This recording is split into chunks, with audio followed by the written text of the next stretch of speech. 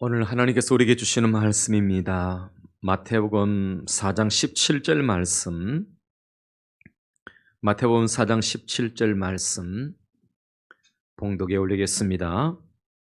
이때부터 예수께서 비로소 전파하여 이르시되 회개하라 천국이 가까이 왔느니라 하시더라. 아멘. 이 시간에는 우리 지체 가운데 이인우 양이 하나님 앞 방송이 안 돼가지고, 그래요.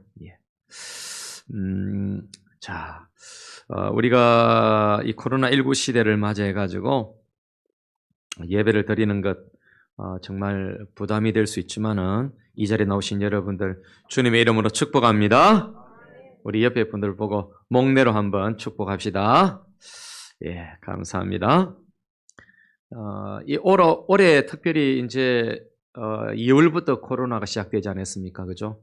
그래 됐는데, 이 코로나가 시작되면서 참 절실하게 느껴지는 게 뭐냐면은, 주님 참 오실 때가 이제 가까워졌고, 주님 빨리 왔으면 좋겠다. 이런 생각을, 이렇게 멈출 수가 없어요. 주님 빨리 오셨으면 좋겠다. 물론 이제 이 세상에 더 살고 싶은 분 계시겠죠?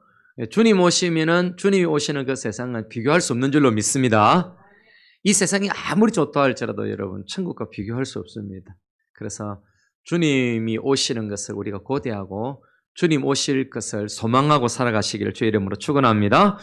오늘 이제 강림절, 대림절, 이 대강절 마지막 주일이 되겠습니다. 마지막 주일인데요. 원래는 이 촛불을 이렇게 캐가지고 첫째 주일에 1개 캐고 둘째 주일에 2개 캐 이렇게 해서 4개를 캐게 되어 있습니다. 그렇게 4개 캐 있는데 저는 강대상이 좁기도 하고 그래서 촛불은 준비하지 못했습니다. 근데 이제 이 강림절, 대림절, 이 대강절의 주제가 뭘까? 주제는요, 옴입니다. 옴. coming. 온다 할 때 오는 것입니다. 즉 예수님이 오심을 기다리고 예수님이 오실 것을 고대하는 것. 주님이 오심에 대해서 여러분 그리고 나서 바로 성탄절이 예수님의 오심에 대한 절기가 되겠죠. 그래서 이 대림절에 제가 전체적인 말씀을 오늘 여러분들에게 드리려고 합니다. 먼저 오늘 본문의 배경을 좀 이렇게 아시면 도움이 되겠습니다. 여러분 본문의 배경을 보시면은 마태복음 4장이라고 지금 기록이 되어 있죠.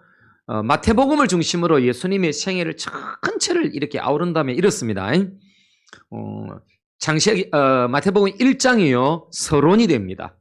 여러분이 적어 놓으시면 도움이 되겠습니다. 1장이 서론이 되겠고요. 마태복음 2장은 예수님의 유학입니다. 어린 예수님의 탄생에 대한 그런 기록이 유아기가 기록이 되어 있습니다. 그리고 여러분 3장부터 4장 11절까지가 예수님의 사역의 준비기입니다. 준비기. 그 예수님의 공생애를 하는 데 있어서 준비하는 기간, 물론 공생애 기간에 들어갑니다마는 제자들을 준비하고 하나님의 나라 복음을 전파하는 데 준비 기간이 있었어요. 그게 한 1년 정도 됩니다. 그것이 마태복음 3장부터 시작해서 4장 11절까지가 되겠고요.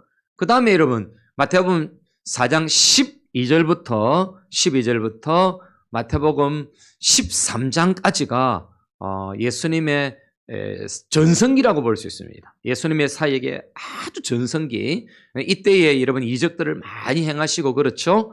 그 다음에 여러분 마태복음 14장부터 시작해서 마태복음 27장까지가 예수님의 순환기입니다.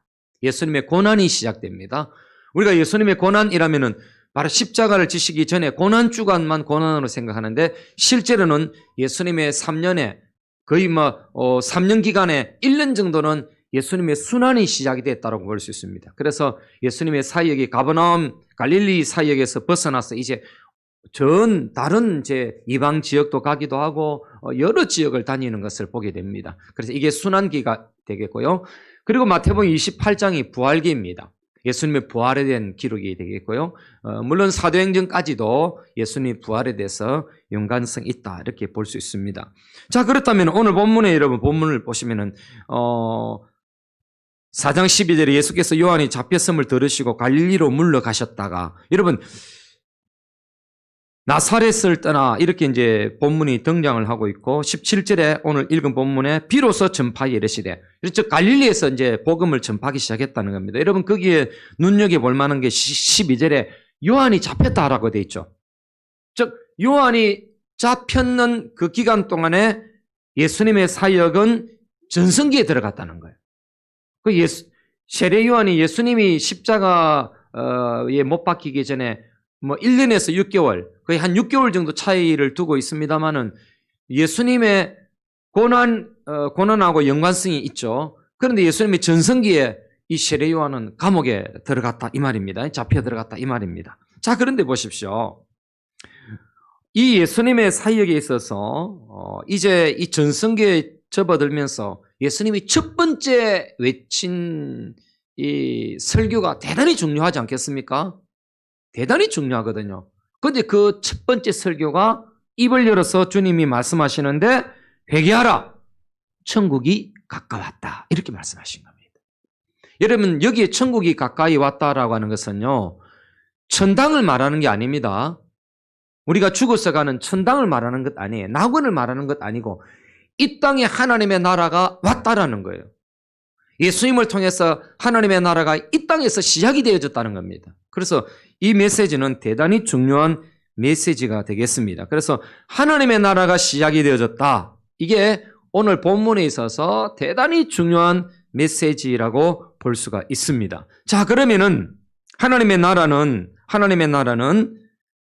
나라가 가까이 왔다라고 하는 것은 옴입니다. 옴. 왔다라는 거예요. 주님이 오셨다는 거예요. 예수님을 통해서 이 땅에 하나님의 나라가 오게 되어졌다. 이 땅에 하나님의 나라가 임하게 되어졌다라고 하는 거 너무 중요한 것입니다. 그래서 이 땅에 임한 하나님의 나라, 이것이 마태복음에 있어서 대단히 중요한 그런 주제라고 하는 것입니다. 그래서 천국은 하면서 여러분 마태복음 13장에 7가지, 8가지 뭐 비유가 나오는데요. 그 비유는 우리가 죽어서 가는 낙원이 아니라 이 땅에 임한 하나님의 나라는 어떤 특성을 갖고 있는가라고 하는 그런 메시지가 되는 것입니다. 그래서 여러분 천국이라고 하는 그런 개념, 하나님의 나라, 하늘나라라고 하는 그런 단어를 여러분들이 말씀을 들을 때에 여러분들이 생각을 많이 하셔야 됩니다.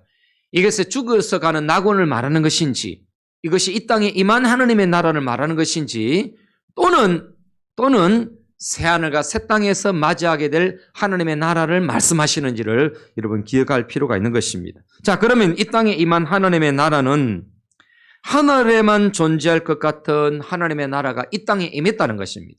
자, 하나님의 나라가 가까이 왔다라고 하는 것은 하늘에만 존재하는 하나님의 나라가 아니라 그 하늘에 영원 전부터 존재하는 하나님의 나라가 이제 이 땅 가운데에서 하나님의 나라가 시작이 되어졌다라고 하는 것입니다.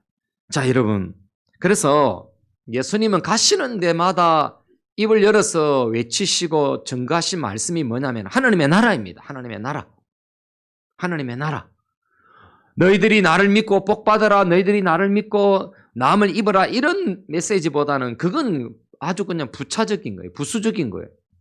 예수님의 주 메시지는 하나님의 나라입니다. 그래서 여러분들도 입을 열면 하나님의 나라가 돼야 되고요.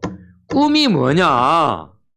정문지 집사님 꿈이 뭐예요? 꿈이 미술학원 잘 되고 돈 잘 되고 그런 게 꿈이에요. 물론 인후가 잘 되는 것도 꿈이겠지만은 하나님의 나라여야 된다는 거예요. 하나님의 나라여야 된다는 거예요. 하나님의 나라가 우선이 되어야 되는 겁니다, 여러분. 그래서 마태복음 6장 33절에 우리가 잘 아는 말씀 아닙니까? 너희는 먼저 그의 나라와 그의 의를 구하라. 그리하면 이 모든 것은 너에게 더하여 주실 것이다.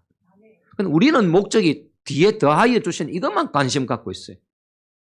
우린 그거 관심 안 가져도 돼요. 운동화 사면 운동화 끈 따라오잖아요. 옛날에는, 지금은 그렇지 않습니다만 텔레비전 사면 텔레비 안테나 따라왔어요. 옛날에는.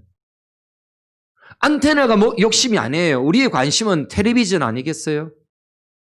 우리의 관심은 뭐여야 되느냐? 그것은 잘 먹고 잘 살고 어떻게 입고 어떻게 마시고 이게 중요한 게 아니고 우리의 관심은 주님의 관심처럼 하나님의 나라여야 된다는 겁니다. 이것이 바로 여러분 우리 교회가 큰 나라 교회라고 하는 이름을 붙인 이유가 아니겠습니까? 제가 이제 뭐 나이도 이제 조금 늦지막하게 나이가 돼가는 이 나이에 여러분 개척하면서 뭘 꿈을 꾸겠습니까, 여러분? 우리의 꿈은 하나님의 나라여야 되는 것입니다. 입만 열면 하나님의 나라가 되어야 되고, 여러분들이 눈만 떠도 하나님의 나라, 눈을 감아도 하나님의 나라가 되기를 주의 이름으로 축원합니다. 우리의 삶의 첫 출발이 하나님의 나라고요. 내 인생을 마지막할 때도 하나님의 나라여야 되는 것입니다. 지금은 이제 우리가 세계 여행을 할 수가 없지만은, 세계 여행을 하다 보면은 가끔씩 이제 참 행복해지는 게 있어요. 그게 뭐냐면은 세계 곳곳을 나가도 우리나라에 이제 국위가 많이 올라가 가지고요. 그 위상이 많이 올라가 가지고 어디를 가도 한국 브랜드들이 많아요. 한국 자동차만 봐도요. 무척 기분이 좋아요. 거의 한 20몇 년 전에 필리핀에 이제 갔을 때, 뭐 외국이라 해봤자 그때 처음이었던 것 같은데, 야, 우리나라 그때 프라이드 있죠, 프라이드. 이게 다니는데, 와, 뭐 지금 같으면 거의 여러분 이제 수준이 낮은 차 아니겠어요? 근데 프라이드만 봐도 기분 되게 좋더라고요. 야, 몇 대 아닌데도 일본 차들 뭐 이렇게 토요타라든지 뭐 이런 여러 차들이 다니는데 그 사이에 아주 어쩌다가 한 대씩 보이는 프라이드만 봐도 기분이 좋았어요. 근데 여러분 지금은요, 세계 어디를 가도 우리나라 차 많습니다. 특별히 유럽 같은 나라, 저 동남아에 가면요, 우리나라 차 많아요. 텔레비전은 거의 다 LG 아니면은 삼성입니다, 여러분. 그리고 뭐 사람들이 들고 다니는 휴대폰 거의 삼성입니다. 거의 50%는 삼성입니다. 그러니까 기분 되게 좋잖아요. 태극기만 봐도 여러분 가슴이 뭉클해져요. 우리나라 브랜드만 봐도 가슴이 뛴다니까요. 마찬가지로 여러분, 우리가 이 땅 살아가면서 하나님의 나라 브랜드로 살아가면요, 하나님의 나라 이름으로 살아가고 하나님의 나라 이름 들먹이고 하나님의 나라 영광을 위해서 살아가면요, 주님 무척 기뻐하시는 것입니다. 우리나라 브랜드만 봐도 행복한 것처럼 하나님이 이 땅을 살피는데, 야, 하나님의 나라 브랜드로 살아가는구나, 너무너무 기쁘다라는 거예요, 여러분. 하나님은 세상 브랜드로 살아가는 그리스도인들 별로 좋아하지 않습니다. 세상 브랜드로 자꾸 구하는 거, 그거 별로 좋아하지 않습니다. 너는 어떻게 구하는 것이 세상 사람들과 똑같이 구하느냐? 그게 마태복음 6장 아니겠어요? 공부 잘하게 해달라는 것이 여러분, 그건 세상적으로 세상이 요구하는 것이죠. 그러나 거기에 붙어야 되는 거예요. 하나님의 영광을 위해서 내가 공부하겠습니다. 그러면 하나님이 지혜를 주시는 겁니다. 아멘. 돈을 벌어도 하나님의 나라를 위해서 이런 그 브랜드가 붙어 있는 거예요, 여러분. 장사를 해도 브랜드가 붙는 겁니다, 여러분. 옷을 입을 때도 하나님의 나라에 걸맞는 옷을 입는다. 여러분, 그게 브랜드가 붙는 것 아니겠어요? 그러니까 이것은 마치 군대 특공대가 조직된 이유가 무엇이겠습니까? 우리나라를 방어하기 위해서 특공대가 조직된 것 아닙니다. 적국에 들어가 가지고요, 적국이 한 지역에 침투해 가지고 거기를 여러분 한 지점을 우리의 땅으로 만들어서 거기를 포석을 깔고 그리고 전투를 해 나가는 겁니다. 땅을 넓혀가는 겁니다. 그게 특공대가 하는 일입니다. 2차 세계대전 때 여러분 1940년도에 독일이 온 세계를 삼키지 않습니까? 특별히 유럽을 완전하게 삼켜버렸거든요. 저도 그 현장을 가본 적이 있는데, 와, 정말 뭐 대단하죠, 독일이.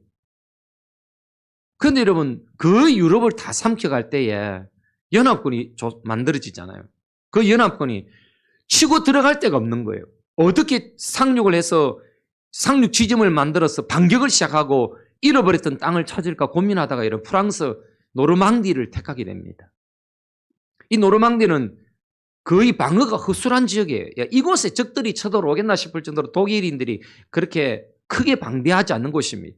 여러분, 그곳에 여러분 연합군이 들어가게 됩니다. 그래서 노르망디 1944년 6월 6일에 미국, 영국 연합군이 그 노르망디를 그렇게 점령을 하면서 바로 여러분 상륙작전에, 그 노르망디 상륙작전에 성공을 하게 됩니다. 그래가지고 그해 8월 25일에 프랑스 파리를 탈환하게 됩니다. 그리고 전 유럽을 향해서 그렇게 이제 승리하고 진출을 하게 되어진 것입니다. 여러분, 이처럼 하늘에 계시는 예수님은 하늘 보좌를 버리시고요, 이 땅에 하나님의 나라를 건설하려고 침투해 오신 것입니다. 예수님 한 분을 통해서 하나님의 나라가 시작이 되어졌고, 제자들을 통해서, 그리고 수많은 교회를 통해서 이제는요, 그 거점을 확보한 예수님을 통해서 하나님의 나라가 확보가 된 거예요. 그리고 우리가 하나님의 나라 확장이라고 하는 것은 뭡니까? 바로 여러분, 우리가 있는 곳에서 그 거점을 확보해가지고 침투해 가는 것입니다, 여러분. 정복해 가는 것입니다. 이게 하나님의 나라가 확장이 되는 거예요. 오늘 여기 우리 현동이라고 하는 이 지역에 우리 큰나라 교회가 여기에 세워졌다는 것은 하나님의 나라를 위해서 우리가 거점이 확보가 된 것입니다. 하나님의 나라, 예수님의 나라가 우리를 통해서 확보되어야 되고 증거되어야 되고 확장이 일어나야 될 줄로 믿습니다. 그러면 최초의 하나님의 나라가 어딜까? 예수님이 오심으로 하나님의 나라가 시작이 되는데, 성경에 여러분 최초의 하나님의 나라를 여러분들에게 말씀을 드립니다. 그것은 바로 구약입니다. 최초의 하나님의 나라가 어딜까? 바로 여러분 창세기 1장 1절에 그 말씀이 최초의 하나님의 나라가 시작이 되어졌다고 하는 바로 선언입니다. 태초에 하나님이 천지를 창조하시니라. 하나님이 태초에 그렇게 천지 창조하셨구나, 창조했구나, 그런 의미보다도 뭔가 만들으셨구나, 이 세상을 만들었구나, 이런 선포보다도 더 깊은 내용이 있다는 거예요. 그게 뭐냐? 하나님의 나라가 시작이 됐다는 겁니다. 자, 보십시오. 이것도 없었습니다. 이 공간도 없었고요, 시간도 없을 때입니다. 아무것도 없을 때 존재하는 것 하나 있었습니다. 그것은 우리의 눈에 보이지 않는 하나님의 나라는 영원 전부터 존재했던 것입니다. 그런데 그 하나님의 나라가 이 우주를 만드심으로, 천지를 창조하심으로, 그 보이지 않는 하나님의 나라가, 하늘이 이 땅과 조우하고 만나게 되어져서 이 땅에 하나님의 나라가 시작이 된 겁니다. 왜냐하면요, 하나님의 나라라고 하는 것은 하나님의 통치가 미치고 하나님의 주권이 미치는 곳이거든요. 그러니까 눈에 보이지 않는 영원 전부터 있는 하나님의 나라는 당연히 하나님의 통치 속에 있는 것이고, 이 우주를 만드는데 이 우주는 하나님의 손에 의해서 만들어졌고 하나님의 말씀으로 만드셨고 하나님이 전적으로 통치하기 때문에 이 우주는, 이 세상은, 이 지구는 하나님의 나라로 시작이 된 것입니다. 그러므로 여러분, 태초에 하나님이 천지를 창조하셨다는 이것은 그냥 만들었다고 하는 표현이 아니라, 이것은 묘사가 아니라 하나님의 나라가 이 땅 가운데 이제 시작하게 되어졌고, 하나님의 나라가 이 땅에 임하게 되어졌고, 하나님의 나라가 이 지구를 만들고 온 우주를 만들므로 하나님의 나라가 보이는 하나님의 나라로 그렇게 시작이 되어졌다고 하는 그런 중요한 메시지가 되는 것입니다. 그런데 여러분, 이 창세기 1장 1절의 이 선포는 우리 성경에 보면은 놀랍게도 요한계시록에 있는 말씀 마지막에 요한계시록 21장과 22장은 창세기 1장 2장 이 에덴 동산을 포함하고 있는 이 최초의 하나님의 나라와 너무너무 흡사합니다. 그래서 이것을 수미상관법이다 이렇게 말합니다. 창세기 1장 2장하고 요한계시록 21장 22장은 아주 비슷한 모습을 갖고 있다는 겁니다. 그래서 성경은 어떻게 보면은 아주 중요한 것이 1장 2장, 그 다음에 창세기 1장 2장, 그 다음에 요한계시록 21장 22장입니다. 그 가운데 있는 창세기 3장부터 요한계시록 20장까지는 죄로 말미암아 엉망진창이 된 삶입니다. 그런데 여러분, 거기에 예수님이 오심으로 하나님의 나라가 시작이 되어졌고 하나님의 나라가 회복이 되어졌다는 겁니다.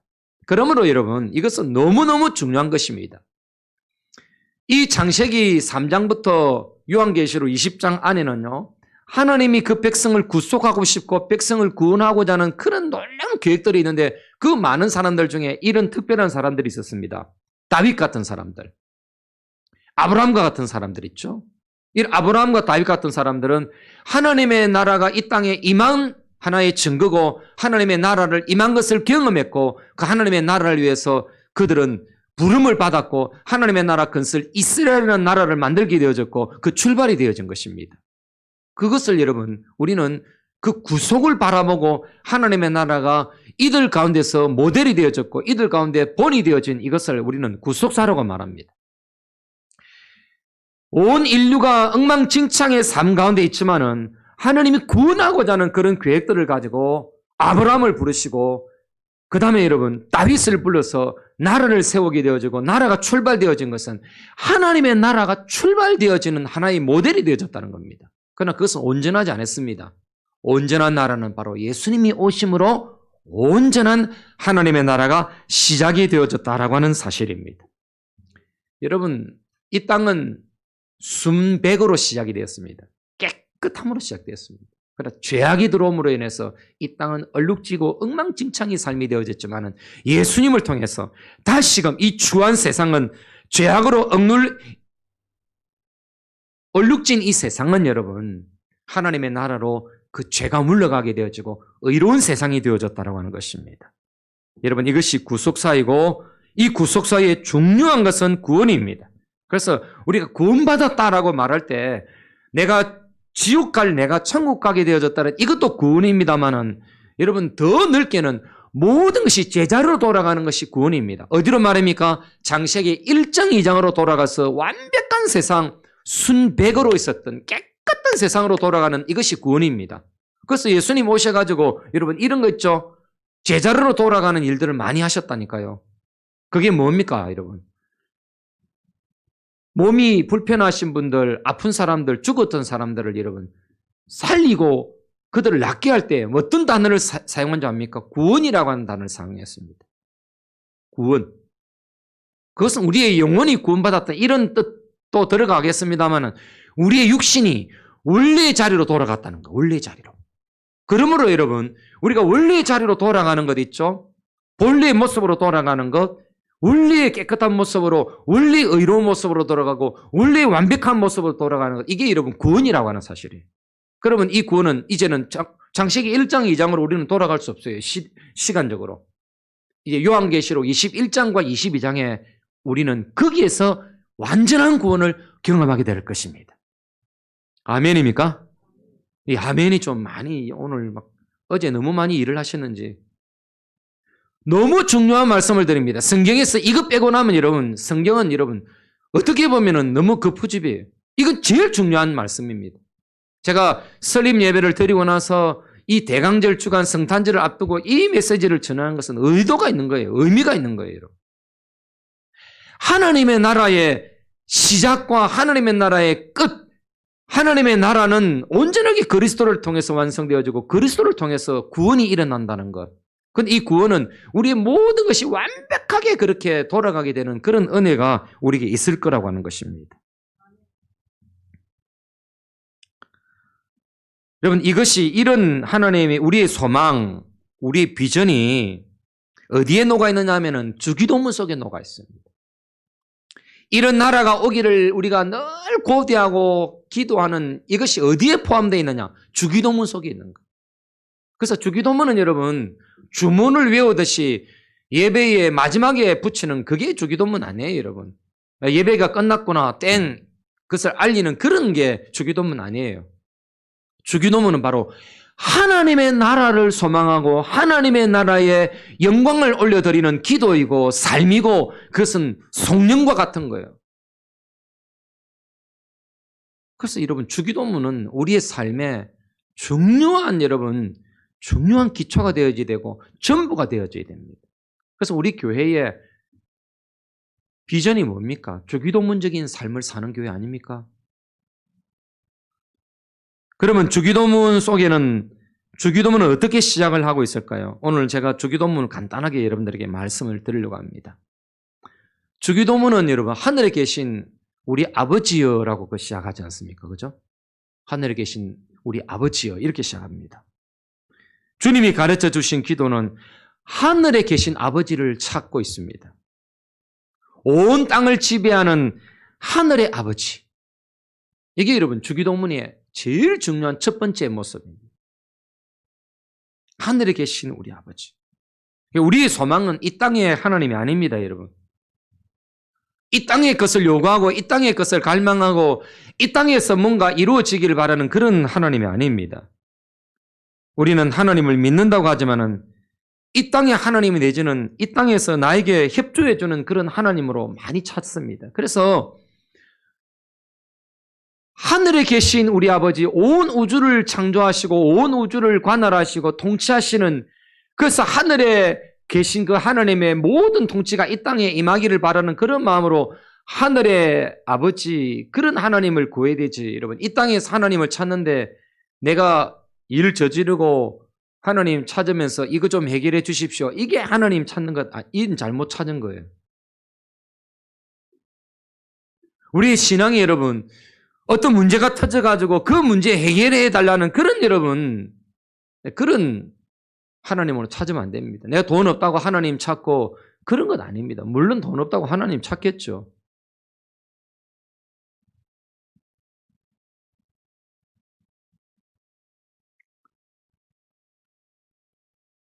또 놀라운 사실 하나는 내 하나님이 아니라 우리 하나님입니다. 우리 하나님. 공동체적인 하나님입니다. 공동체적인 하나님. 내 개인의 하나님이 아니라 우리 하나님.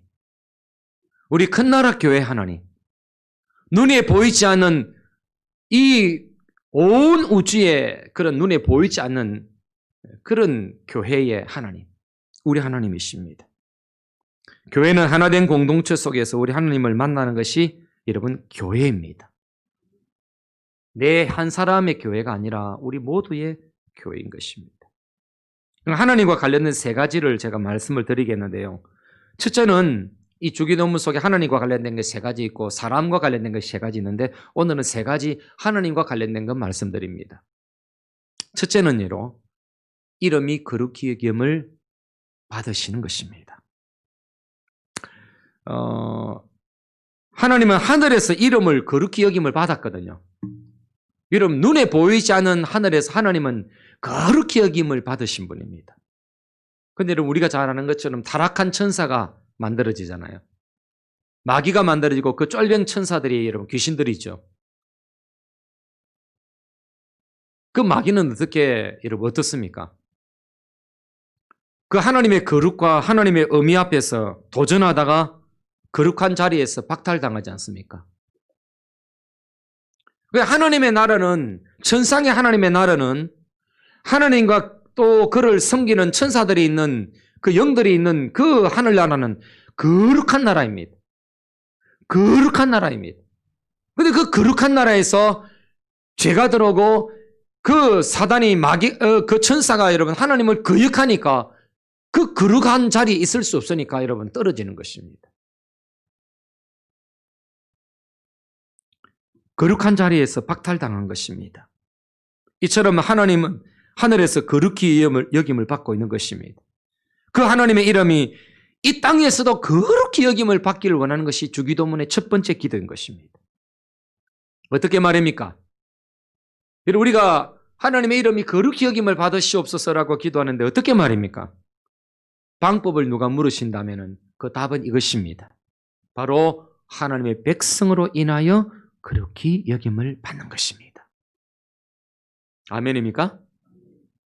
우리를 통해서. 그러니까 여러분, 우리가 주기도문 외우고 주기도문 하고 예배를 마쳤는데, 주기도문은 했는데 여러분 세상에 나가서 하나님의 이름이 거룩히 여김을 받는 자리에 우리가 없다면은, 있지 않는다면은 여러분 우리는 그건 잘못된 기도인 것이죠. 우리 교회가 주기도문적인 삶을 산다라고 하는 것은요, 하나님의 이름을 거룩히 여김을 받는 자리에 있어야 되고 하나님의 이름이 거룩히 여김을 받는 것을 위해서 존재해야 될 줄로 믿습니다. 꼭 기억하십시오.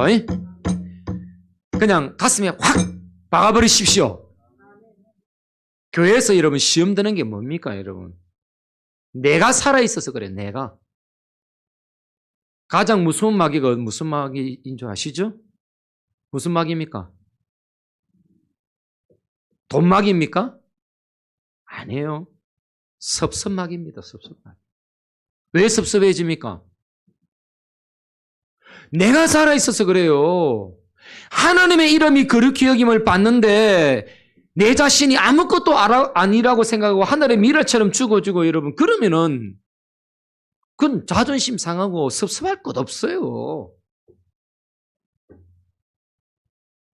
저는 큰 교회에 있을 때는 누가 교인들이 싸워도 그건 제가 고개 돌리면 끝이에요.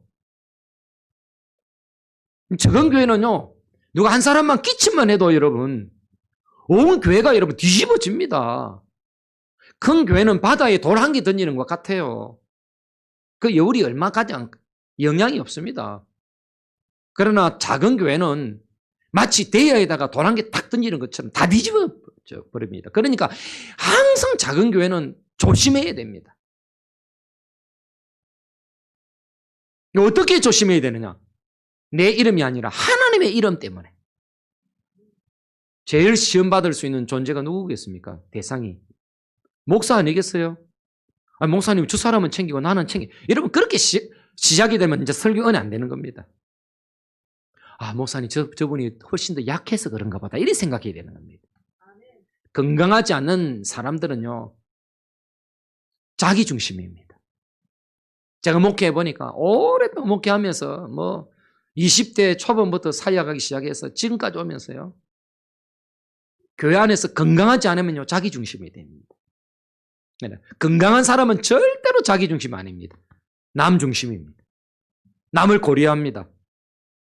특별히 우리 큰 나라 교회는 이제 작은 교회로 시작하지 않습니까? 큰 나라를 지향한다면 우리는요, 우리 자신을 죽일 수 있어야 되고, 그런 습습 마귀는 이기게 될 줄 압니다. 그래서 기도만 아니라 우리의 삶이 따라가야 된다 이 말입니다. 두 번째는 여러분, 하나님의 나라가 임하기를 원하는 것입니다. 아까 제가 말씀드린 것처럼 노르망디 상륙 작전처럼 예수님이 오심으로 하나님의 나라 교두보를 확보했지만은 이제 그 교두보를 기점으로 전투에 가야 하는 것입니다. 싸워 가야 되는 거예요, 여러분. 이 현동에 마산이 시작되는, 전에는 제가 마산의 끝이라고 했는데 말을 바꿔야 돼요. 고성 쪽에서 오고 거제 쪽에서 오면 우리는 처음입니다. 그렇지 않습니까? 이 교두보를 우리가 확보하고 이 현동에 이제 거점을 잡아서 하나님의 나라 확장을 위해서 우리는 뛰어들어야 되는 것입니다. 지금 우리는 전 세계적으로 코로나19라고 하는 이 복병을 만나가지고 전투 현장에서 어려움을 겪고 있습니다. 물러서면 안 됩니다, 여러분. 저는 어제 우리가 거의 150명 세팅을 했거든요. 거의 대부분이. 어제 여러분 오셔서 참석은 안 하고 인사만 하고 가신 분들까지 하면 한 150명 가까이 됩니다. 그릇대로. 어제 누가 그러시더라고요. 참, 개척교회 일이 많이 모이나, 의자 많아가지고. 여러분, 교회는 그 모이는 숫자에 따라서 의자를 세팅하는 게 아닙니다. 근데 믿음대로 해주십니다. 제가 제주도에서 한 명으로 시작할 때 의자 150개 했습니다. 의자 150개 신청하니까 사장님이 제게 전화 와가지고, 목사님 개척하신다면서요. 교회가 큽니까? 이러더라고요. 아니요, 클 줄로 믿고. 근데 3년 만에 그대로 해주셨습니다. 사람들이 그랬습니다. 야, 이 의자 다 언제 채울 거냐?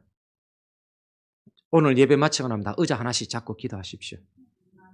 하나씩 다 안 돌아가니까 두 서너 개씩 잡고 하셔야 돼요. 제가 비전교회 할 때는 그랬습니다. 근데 하나님이 반드시 그 의자를 손잡고 기도한 그 의자마다 다 채워주셨습니다. 우리의 소망은 하나님의 나라 확장입니다. 우리 교회가 큰 교회가 돼서 떵떵거리고 정치적으로 힘을 쓰는 그런 교회가 아닙니다. 저는 그런 교회를 소망하지 않습니다. 하나님의 나라를 위한 교회가 되어야 되는 것입니다. 여러분, 우리가 교회당 안에서 하나님의 백성답게 살아야 됩니다. 교회당 안에서 신자로 끝나는 것이 아니라 하나님의 나라 백성으로서 우리가 사는 곳에서 사회에서 하나님의 나라 백성답게 살아야 됩니다. 우리 석 집사님 그 직장, 좋은 직장에서 좋은 사람들 이렇게 또 상담하고 그래야 되는데 하나님의 나라 확장을 위해서 그런 마음을 가지고 상담하고 사람들을 위로하기를 주의 이름으로 축원합니다. 아니, 주기도문만 하면 뭐 하겠습니까?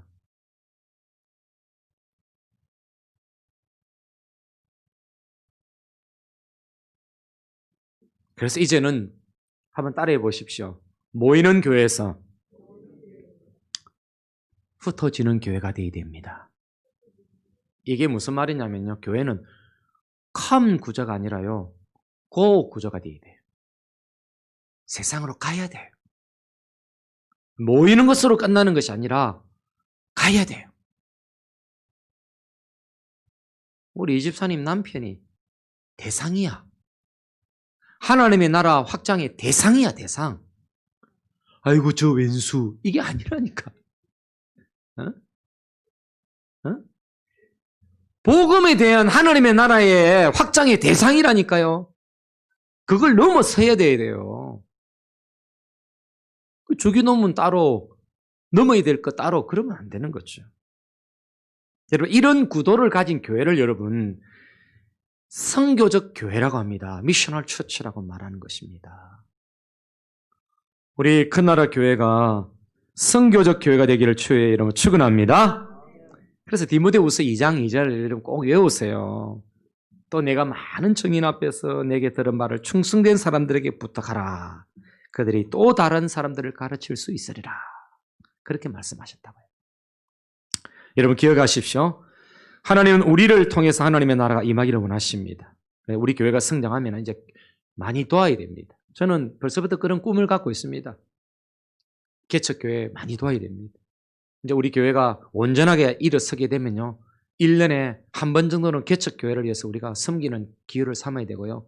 이미 벌써부터 저는 마음을 갖고 있고 아프리카의 오지에 그런 사람들의 손이 닿지 않은 곳에 우리가 교회를 세우자. 교회를 파송하고 선교사들을 파송하고 서ек자를 키우자. 이런 꿈을 갖고 있고 그런 기도를 하고 있습니다. 1년에 하나 정도는 우리가 교회를 하나 세운다. 이런 목표를 가지고 우리가 나가자. 우리는 우리의 예배당은 없지만은 한국은 예배당 없어요. 장소 많아요. 그러나 아프리카 같은 데는 장소가 있어야 돼요. 불도 있어야 돼요. 저녁에 불만 밝힌데도 태양광만 달아줘도요. 사람들이 100명씩 모인답니다. 옛날에 우리 어릴 때 여러분 불 없을 때 초로 가지고 집에 있다가 불 쓰니까 됐습니까? 우리 집에 텔레비전 상당히 좀 빨리 샀거든요. 흑백 텔레비전 사니까 우리 동네 친구들 다 우리 집에 텔레비 보러 왔었습니다. 그처럼 지금 아프리카는 그렇거든요. 몇 년 전에 제가 그 필리핀에 휴가를 맞이해가지고 필리핀에 가가지고 그 필리핀 세부라고 하는 그 지역에서 약 한 30명 정도의 그 사역자들, 섬에서 온 분들이 많았어요. 평신도 사역자들. 그분들에게 제가 말씀을 가르치고 훈련을 시켰거든요. 성경 공부 훈련을 시키는데 최근에 제가 자주 답을 듣습니다. 그 선교사님으로부터 카톡을 받는데 그 섬에선 야단이 났다는 거예요. 그 공부 방식을 가지고 그 제자 훈련 방식을 가지고 많은 사람들이 구원을 받고 많은 사람들이 사역이 그냥 빛이 난다는 거예요. 하나의 좋은 모델이라고 저는 생각이 들고 앞으로 우리 교회가 저를 여기 큰나라 교회에 가두어두는 목사로 그렇게 여러분 삼지 마시고 하나님의 나라를 위해서 많이 파송해 주시기를 주의 이름으로 축원합니다. 그 다음 우리가 세 번째가 바라볼 것은 주기도문 세 번째는요. 하나님과 관련된 세 번째는 뜻이 하늘에서 이루어진 것처럼 땅에서도 이루어지기를 소원하는 것입니다. 여러분 하나님은 순종한 우리를 통해서 하나님의 뜻이 전달되기를 원하시는 겁니다.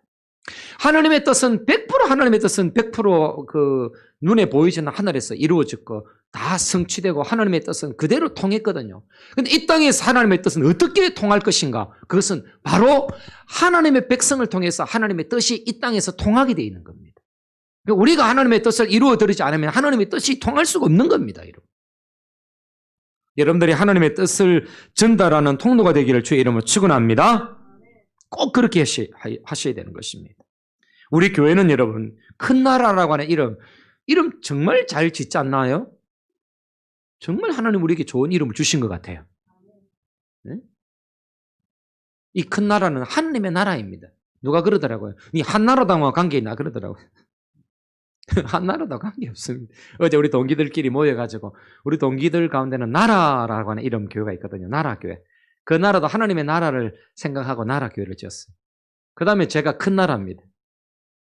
제가 그랬습니다. 앞으로 더 큰 나라는 세우지 말 걸.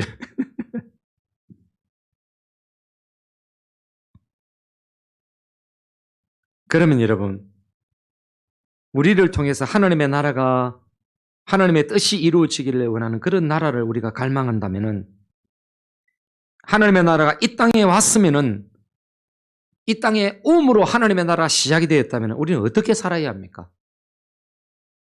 또 예수님이 다시금 이 땅에 오실 때 우리는 어떻게 살고 있어야 합니까? 마지막으로 여러분 결론을 내리면서 적용하기를 원합니다. 이 노르망디 상륙작전은 적으로 하여금 항복을 받아내므로 승리를 거두게 됐거든요.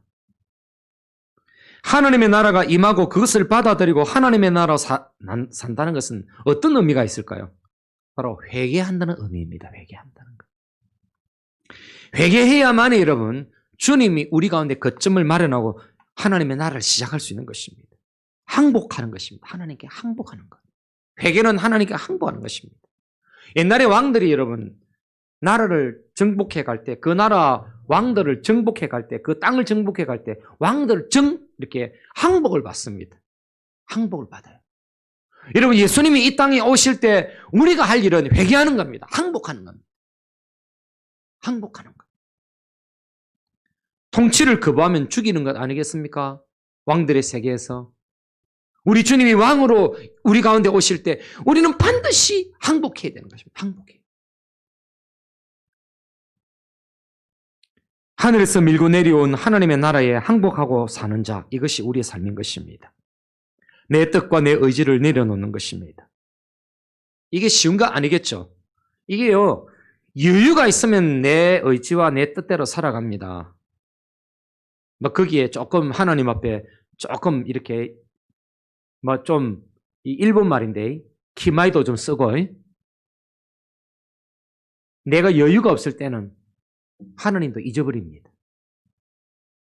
내가 조금 여유가 있으면요 하나님 앞에 조금 이렇게 합니다. 근데 내가 여유가 없으면 하나님에 대한 마음이 인색해집니다. 그건 온전하게 항복하지 않은 것입니다. 온전하게 항복했다는 것은 내 모든 것이 내 삶의 모든 것이 전적으로 주님 앞에 다 맡겨버리고 항복하는 것입니다. 이게 회개입니다.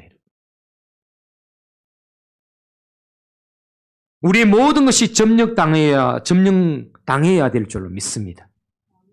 이게 하나님의 나라로 사는 것입니다. 이래야 하나님의 이름이 그렇게 여김을 받게 되어지고 하나님의 뜻이 우리 가운데서 우리를 통해서 이루어지는 것이고 하나님의 나라가 우리 가운데서 우리를 통해서 성취되는 것입니다. 여러분의 삶도 물질도 자녀도 가정도 회사도 점령당하시고 회개되기를 주의 이름으로 축원합니다. 왕의 통치가 온전하게 이루어질 때 우리는요 그것이 우리가 많이 있고 없고를 떠나서 우리에게 샬롬이 오는 거예요.